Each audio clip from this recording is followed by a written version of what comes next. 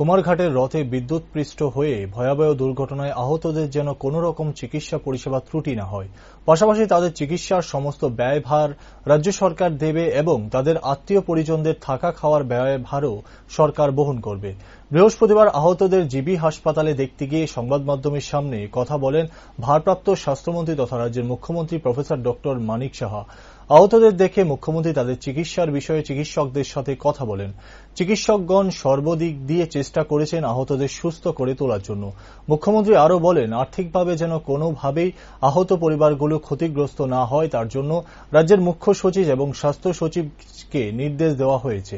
দুজনের শারীরিক অবস্থা আশঙ্কাজনক রয়েছে, যদিও কারোর উন্নত চিকিৎসার জন্য বহিরাজ্যে নিতে হয় তার খরচও সরকার বহন করবে বলে জানালেন মুখ্যমন্ত্রী।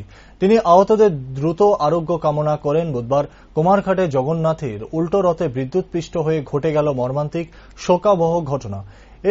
এই ভয়াবহ ঘটনায় 3 শিশু সহ 7 জনের মৃত্যু হয়েছে, আহত হয়েছে 16 জন। বিদ্যুতের ভয়ঙ্কর ছোবলে আহতরা ফটিকরায়ের কুমারঘাট, কৈলাসহর ও জিবিবি হাসপাতালে বর্তমানে চিকিৎসাধীন অবস্থায় রয়েছে। আর ডাক্তারবাবুদের সাথে কথা বললাম, বলছেন ওনারা তো যথাসাধ্য চেষ্টা করছেন মানে পেশেন্টদের ভালো করার জন্য, এবং আশা করি সবাই ভালো হয়ে যাবে। স্যার, তাদের আর্থিক ক্ষতিপূরণের দেওয়ার কথা বলা হয়েছে। আমি বলে দিয়েছি, কোনো জায়গায় কোনো অবস্থায় আর্থিক ব্যবস্থা নিয়ে যেন কোনো সমস্যা না হয় সেভাবে আমি নির্দেশও দিয়েছি।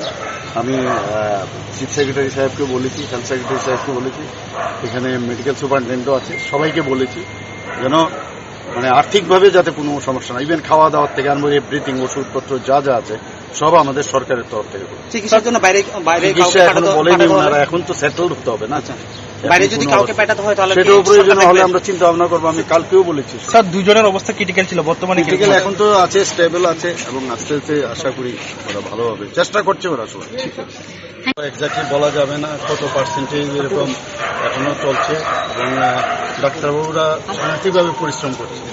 ওনাদেরকে আমি বলেছি কোনো জায়গায় যেন মানে সরকারের তরফ থেকে যেন কোনো রকম মানে এরকম না হয় যে সরকার এটা করেনি এটা করেনি, সব দিক দিয়ে আমরা সাহায্য করবো, এবং কোনো ওষুধপত্র থেকে আরম্ভ করে খাওয়া দাওয়ার থেকে আরম্ভ করে, এবং সেইভাবেই চলছে কাজ।